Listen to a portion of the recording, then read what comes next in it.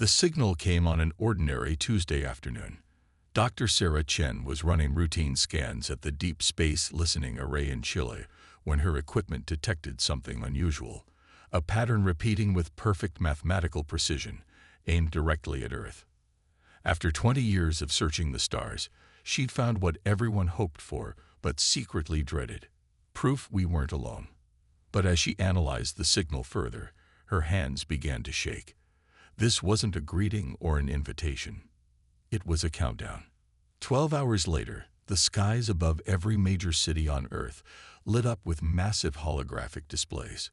The beams that appeared looked almost human, save for their silver skin and eyes that seemed to shift color like oil on water. Their message was simple. Earth had been chosen to join the Arcturus Empire, a civilization spanning thousands of light years. Resistance was pointless. They would arrive in 30 days to begin the integration process. What the Arcturians didn't know was that humanity had been preparing for this moment for over a century. Their surveillance of Earth hadn't been as secret as they believed.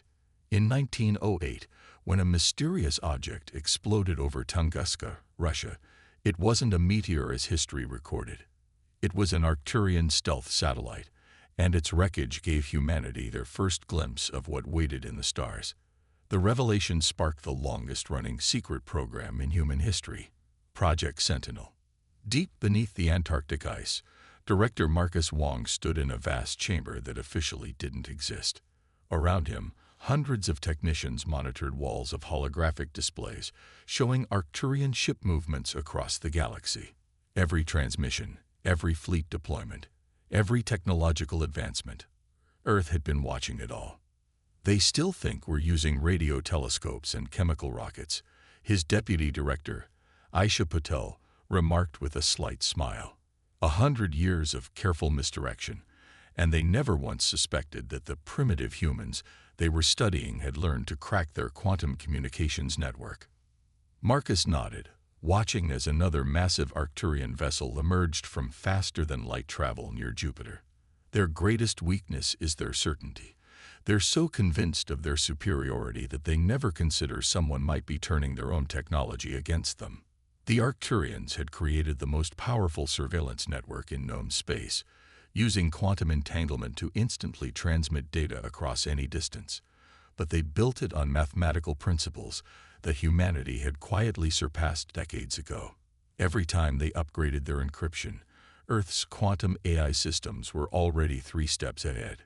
In a hidden facility beneath the Mariana Trench, Commander James Rodriguez inspected the fruits of this century-long intelligence operation.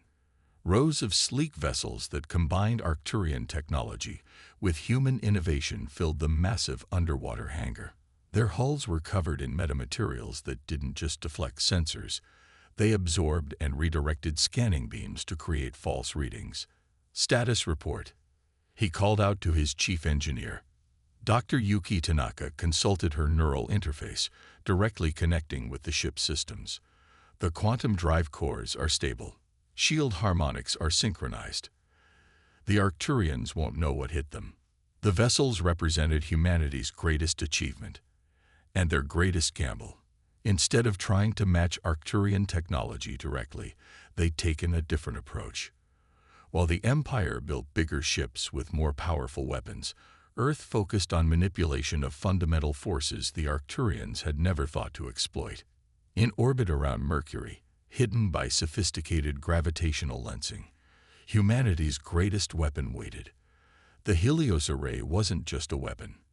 It was a new way of thinking about space warfare. The Arcturians believed battle was about overwhelming force. Humanity would show them it was about understanding and controlling the battlefield itself. As the countdown continued, other secrets stirred. In the caves of Mars, automated factories that had been running for decades continued producing quantum-enabled combat drones. Beneath the ice of Europa, thermal reactors powered massive energy projectors aimed at carefully calculated points in space. Around every planet and major moon, microscopic clouds of networked particles waited to turn the solar system itself into humanity's defense grid. But Earth's greatest asset wasn't their hidden technology. It was the fact that they weren't working alone. The Arcturians claimed to rule thousands of worlds, but their empire was built on fear and domination. Over the decades, Earth had made contact with dozens of subjugated species, building a shadow network of resistance that stretched across the galaxy. Dr. Chen's discovery of the countdown signal had simply started the final phase of a planned century in the making. As she stared at the repeating pattern on her screen, she didn't feel fear. She felt pity for an empire about to learn that humanity's greatest strength wasn't the weapons they'd built. It was their ability to unite others against tyranny. "Tell me again why we let them think they discovered us," she asked the alien seated beside her. The beam's crystalline form shifted colors as it replied. "Because, Dr. Chen, the greatest advantage in any conflict is letting your opponent believe they have the upper hand."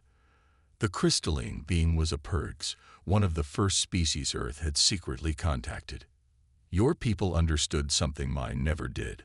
Sometimes the best way to fight an empire is to let them think they've already won." As the Arcturian fleet grew larger in Earth's telescopes, humanity's hidden allies moved into position.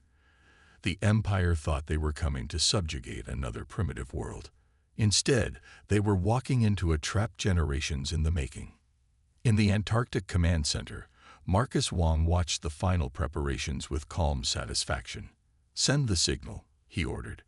Across the solar system, humanity's real technology began powering up, ready to show the galaxy that underestimating Earth was the last mistake the Arcturus Empire would ever make. The Arcturian ambassador's hologram towered over Times Square, his silver skin reflecting the neon lights below. "Your nations still wage war against each other," he declared. "Your atmosphere fills with carbon. Your oceans rise. Accept our guidance, and we will solve these problems." In the UN General Assembly, world leaders maintained their practiced expressions of concern and uncertainty. For a century, they had orchestrated the greatest performance in human history, presenting a carefully crafted image of a divided, struggling species. The truth lay beneath the illusion. Those seemingly polluting factories. They vented harmless synthetic compounds designed to mimic greenhouse gases while actually cleaning the atmosphere. The warring nations, elaborate theater, with casualties staged and conflicts choreographed. Even the rising oceans were controlled, part of a vast terraforming project hidden in plain sight. Deep within Mount Everest, Admiral Helena Santos watched the ambassador's speech on a quantum-enabled display. "They still believe it," she said to the holographic figures around her, "leaders of Earth's unified defense force. A century of watching us, and they never realized every flaw they observed was carefully designed to hide our true capabilities." The deception had begun in 1908 with the recovered Arcturian satellite. Earth's leaders had faced a choice: reveal the truth and risk immediate invasion, or prepare in secret. They chose secrecy, but with a twist. Instead of just hiding their advances, they would actively misdirect alien observers. The Manhattan Project hadn't just created atomic weapons, it had developed the first quantum shielding technology, reverse-engineered from the satellite's remains. The space race wasn't about reaching the moon. It was cover for establishing the first automated defense platforms in the solar system. Even the internet had a hidden purpose, its primitive protocols concealing the real quantum network linking humanity's secret projects. In a subterranean facility beneath the Sahara, Dr. Viktor Petrov led the latest breakthrough in the deception. "The beauty of it," he explained to a group of new recruits, "is that we didn't just hide our advances, we made our apparent failures look natural." His team had spent decades creating convincing setbacks in civilian technology, carefully calculated to support the illusion of a struggling species. The Arcturians watched Earth launch chemical rockets that frequently failed, never suspecting that each failure deployed microscopic quantum sensors throughout the solar system. They observed humans struggling with primitive AI, not realizing that true quantum intelligence had been achieved decades ago. They saw nations fighting over oil, unaware that cold fusion powered humanity's hidden infrastructure. But the greatest deception lay in plain sight. The Arcturians prided themselves on their genetic perfection. Their silver skin and color-shifting eyes were engineered adaptations. They looked down on humanity's random genetic diversity. What they didn't know was that human DNA had been quietly optimized over generations, incorporating advances that the Arcturians had never imagined possible. Commander Lisa Chen, Dr. Chen's daughter, was proof of this hidden evolution. Standing in the lunar dark side base, her neural interfaces connected directly to the quantum defense grid. Like many in the new generation, her brain could process information faster than any Arcturian computer. "They think we're divided by our differences," she told her squad. "They don't understand that our diversity is our strength." The deception extended beyond technology. Earth's apparent cultural conflicts masked a unified purpose.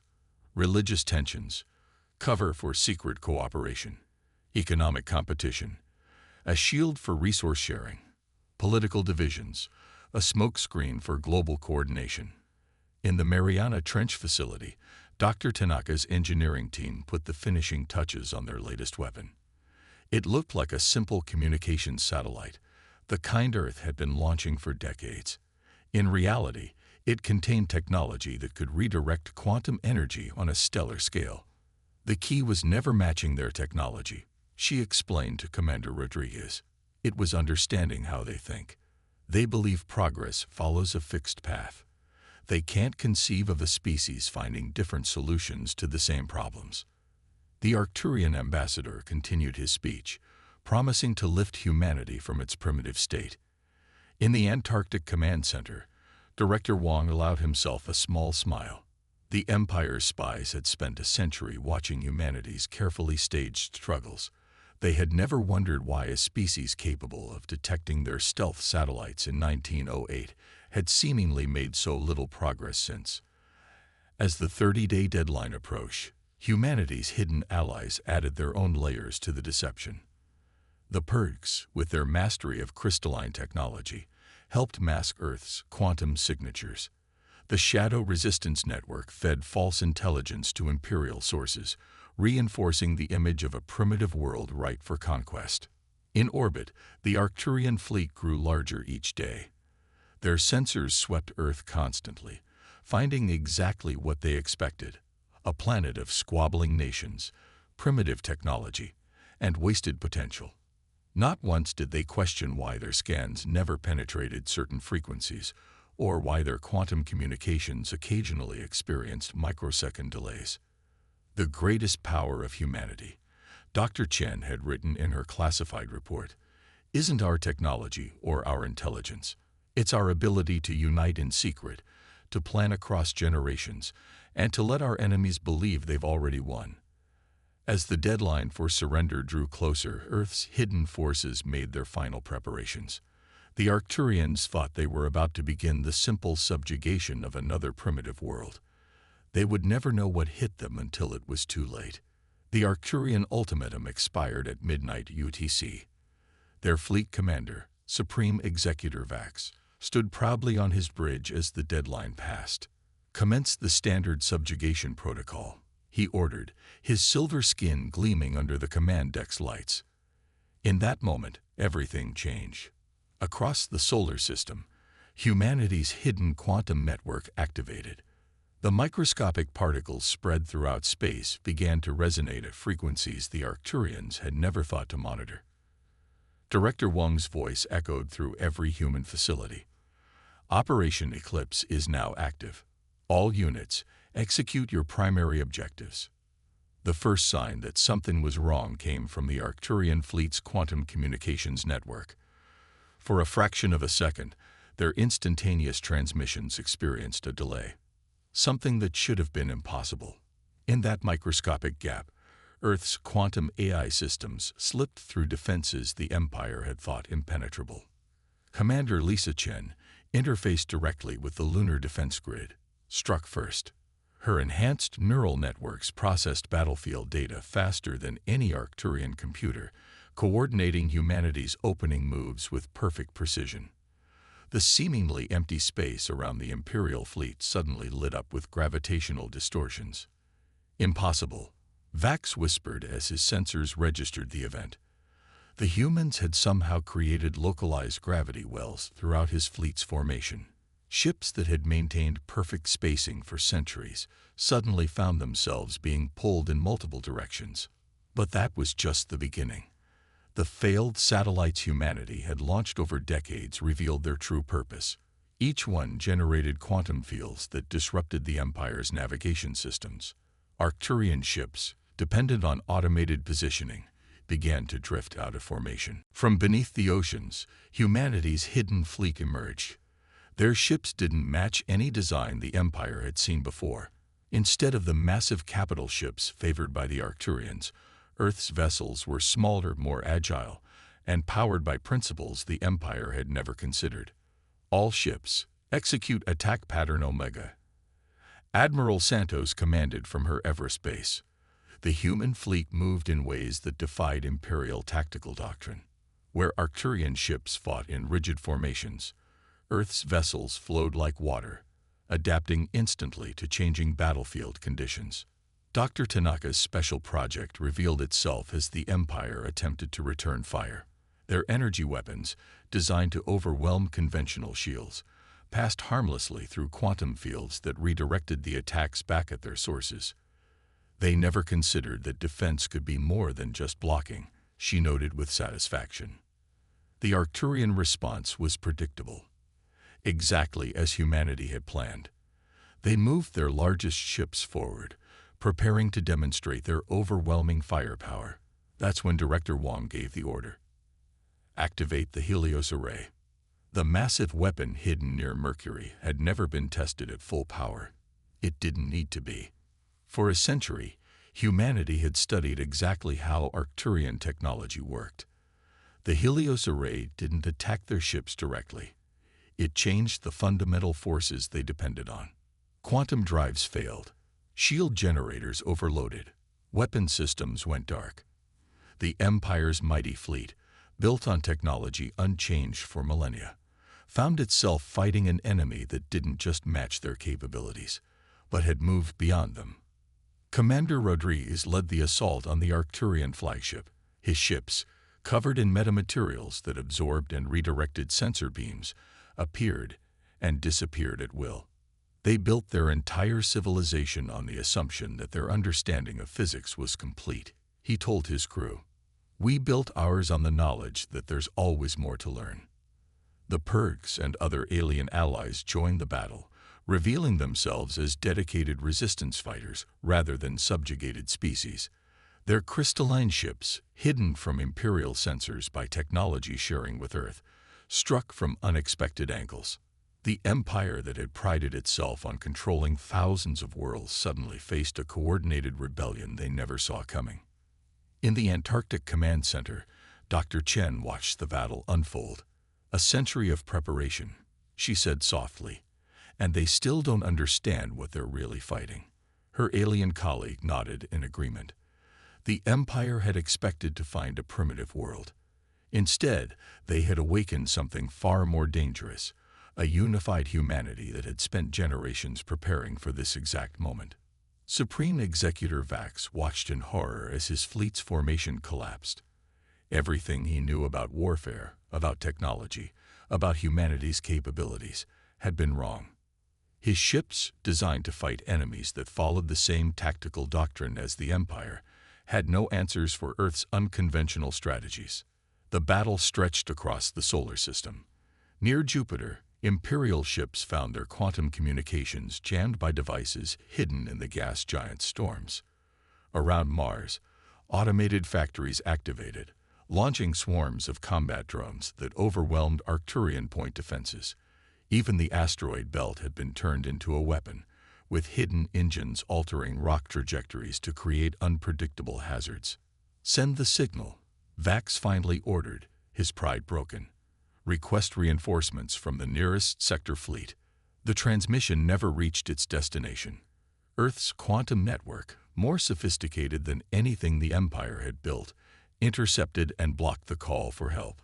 As the first phase of the battle drew to a close, humanity had demonstrated something the Empire had forgotten was possible: that there was more than one path to advancement, more than one way to fight, more than one future for intelligent life in the galaxy.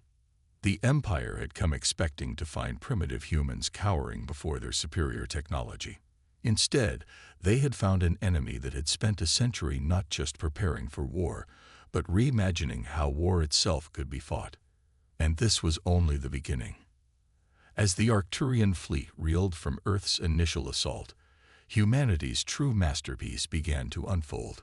Quantum signals, hidden in what the Empire had dismissed as background radiation, activated across thousands of worlds. The revolution had begun. Dr. Chen stood before the holographic display in Antarctica, watching as green lights appeared across the galactic map. Each light represents an ally, she explained to the assembled leaders. Species who, like us, learned to hide their true capabilities. We gave them the one thing the Empire never did: hope. On the desert world of Proxima, crystalline beings like the Purgs emerged from underground cities that Imperial sensors had never detected.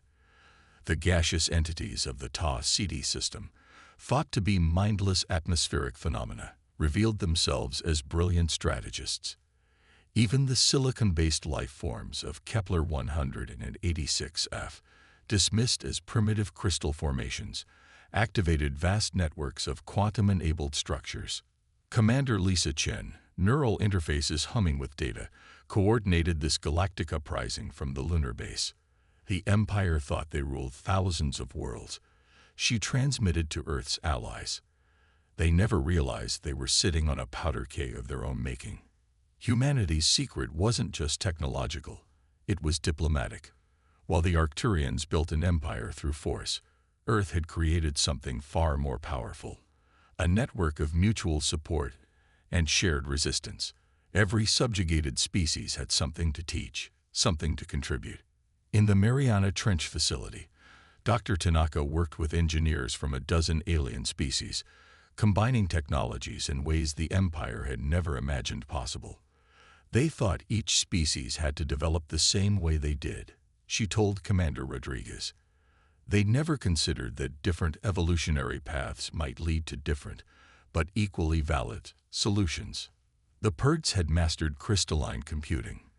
The Ta-Cetians understood energy manipulation at a quantum level. The Kepler beings could restructure matter itself. Earth's contribution wasn't just technology. It was the vision to see how these different approaches could work together.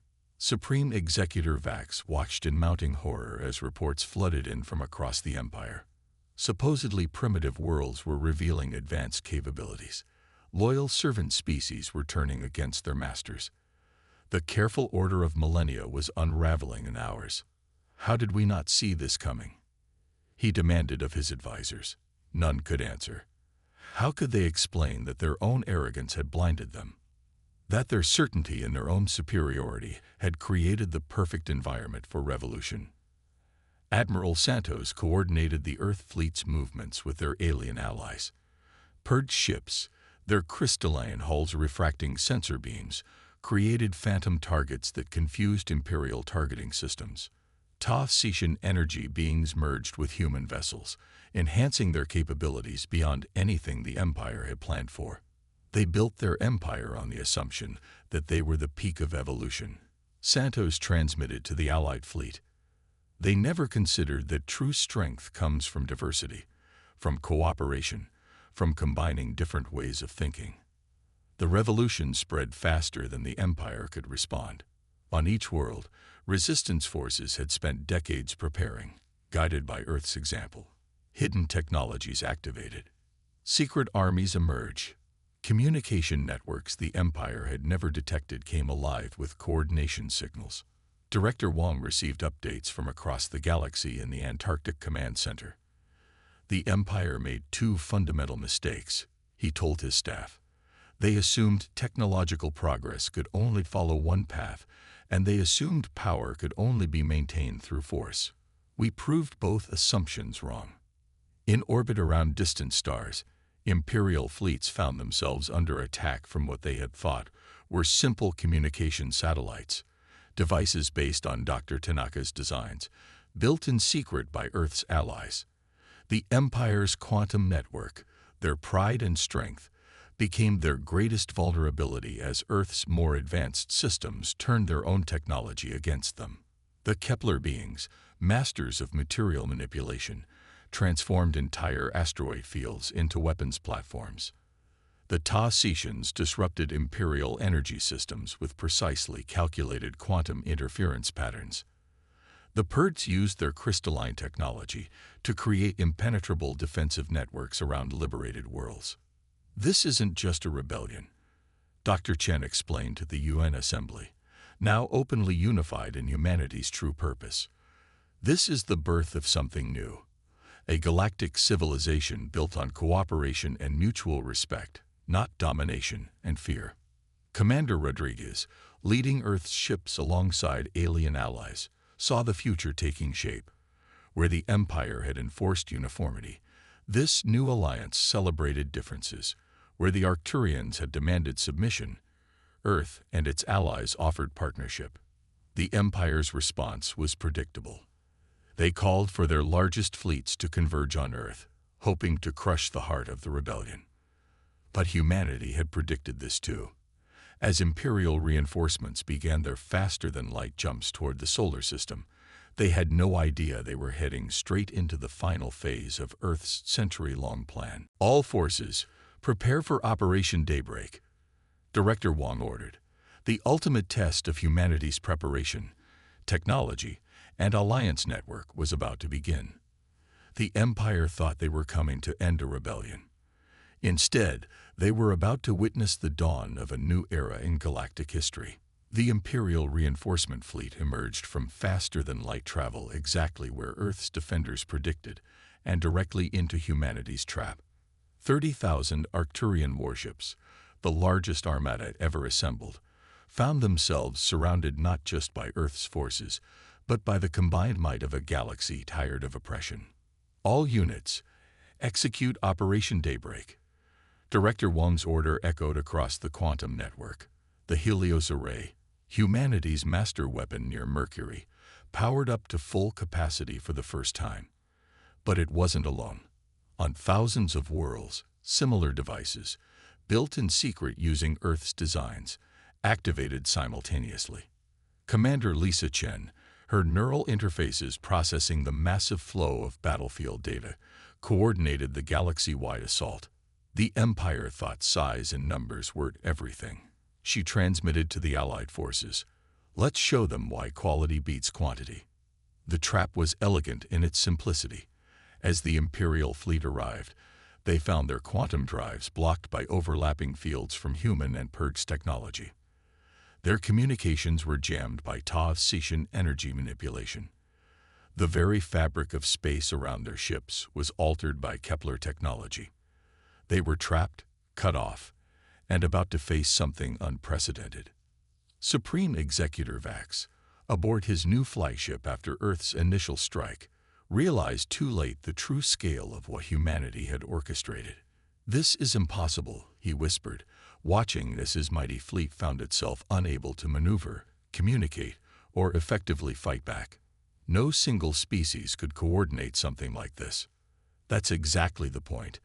Dr. Chen's voice came through on all Imperial frequencies. "We're not a single species. We're an alliance of equals, each contributing our unique strengths. Something your empire never understood." The battle that followed would be studied for centuries. Earth's ships, enhanced by alien technologies, moved with impossible grace. Purg's crystalline vessels refracted weapons fire back at Imperial ships. Taotian energy beings disrupted Arcturian shield systems at the quantum level. Kepler constructs reformed the very asteroids and debris of space into weapons. Dr. Tanaka's engineering teams, working from the Mariana Trench facility, coordinated with alien scientists to exploit every weakness in Imperial technology. Their greatest vulnerability, she explained to Commander Rodriguez, was their belief that they had no vulnerabilities. The Helios Array fired, not with destructive force, but with precisely calculated quantum pulses that transformed the nature of space itself around the Imperial fleet. Ships that had ruled the galaxy for millennia found themselves unable to use the basic technologies they depended on. "You've lost." Admiral Santos transmitted to the Imperial Command. "But unlike your empire, we're offering a choice. Surrender and join a new galactic civilization, one built on cooperation, not conquest." In the Antarctic Command Center, Director Wong watched as Imperial ships began powering down their weapons. The revolution wasn't winning through superior firepower, but through a demonstration of a better way. Earth had spent a century not just preparing for war, but preparing for peace. The Arcturian response surprised even humanity's planners. As their weapons went quiet, many Imperial ships began broadcasting on open frequencies. Crew members who had secretly doubted the Empire's methods revealed themselves. Even among the supposed master race, there were those who dreamed of something better. "This is why we win," Commander Lisa Chen told her neural-linked crew. "Not because we're stronger, but because we offer hope. Not just to the oppressed, but to everyone who wants a better future." The empire that had ruled for millennia crumbled not in days of battle, but in hours of revelation. As news spread across the galaxy, more worlds openly joined Earth's alliance. Imperial governors, seeing the future changing, chose to join rather than resist. In Times Square, where the Arcturian hologram had once demanded Earth's surrender, representatives of 100 species now gathered. Dr. Chen stood among them, watching as humanity's century of preparation bore its final fruit, not just victory, but transformation. "We spent 100 years preparing for war," she told the assembled beings, her words translated into 1,000 languages. "But what we really built was a foundation for peace. A galaxy where different species don't just coexist, but cooperate. Where strength comes from diversity, not uniformity." The Arcturians, their silver skin no longer a mark of superiority, but simply one of countless beautiful variations in galactic life, joined the new alliance as equals. Their technology and knowledge, freed from the constraints of imperial doctrine, would contribute to a new age of exploration and discovery. Supreme Executor Vax, standing before the combined Council of Earth and its allies, formally surrendered the Empire's authority. But in his defeat, he found something unexpected: respect, not as a conqueror, but as a bridge between old and new. "The humans taught us all something profound," he admitted to the Council. "True power isn't in domination, but in collaboration. Not in forcing others to follow your path, but in learning from the paths they choose." As Earth's hidden fleet returned home, their alien allies beside them, humanity had achieved something greater than military victory. They had sparked a revolution not just in technology or politics, but in how civilizations could interact. Director Wong, looking out over the Antarctic ice one last time before moving to the new Galactic Council headquarters, smiled at the thought. "We spent a century pretending to be primitive," he mused, "and in doing so, we became something advanced in the ways that truly matter." The dawn of a new era had arrived, born not from the dreams of empire, but from the human spirit of innovation, cooperation, and hope. The stars above Earth now shone not with the cold light of imperial dominion, but with the warm glow of freedom and possibility. And in this new galaxy, humanity's greatest deception had revealed an eternal truth. True strength lies not in the power to conquer, but in the wisdom to unite.